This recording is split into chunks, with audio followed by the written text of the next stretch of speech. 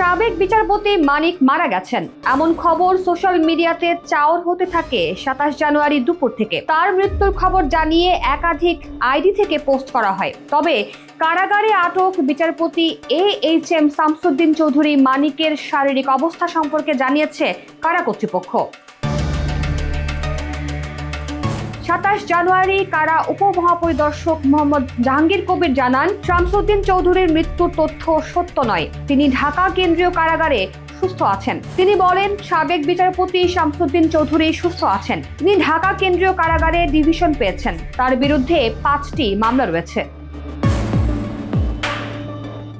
একই তথ্য জানিয়েছে ফ্যাক্ট চেকার প্রতিষ্ঠান রিউমার স্ক্যানার। তারা অনুসন্ধান করে জানিয়েছে, কারাগারে বিচারপতি মানিকের মৃত্যুর খবরটি সত্য নয়, বরং কোনো তথ্য প্রমাণ ছাড়াই আলোচিত দাবিটি সামাজিক যোগাযোগ মাধ্যমে প্রচার করা হচ্ছে।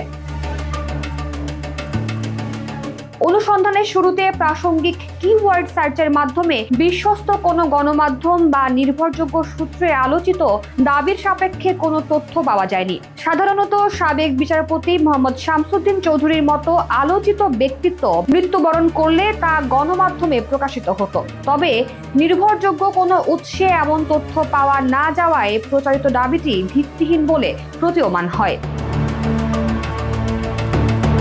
গত ৫ আগস্ট রাজনৈতিক পট পরিবর্তনের পর ২৩ আগস্ট সিলেটের কানাইঘাটে একটি অবৈধ সীমান্ত ক্রসিং দিয়ে ভারতে পালানোর চেষ্টাকালে বিজিবির হাতে আটক হন AHM শামসুদ্দিন চৌধুরী। ২৪ আগস্ট ভোরে তাকে কানাইঘাট পুলিশের কাছে হস্তান্তর করা হয়। এরপর থেকে কারাগারে বন্দী আছেন তিনি।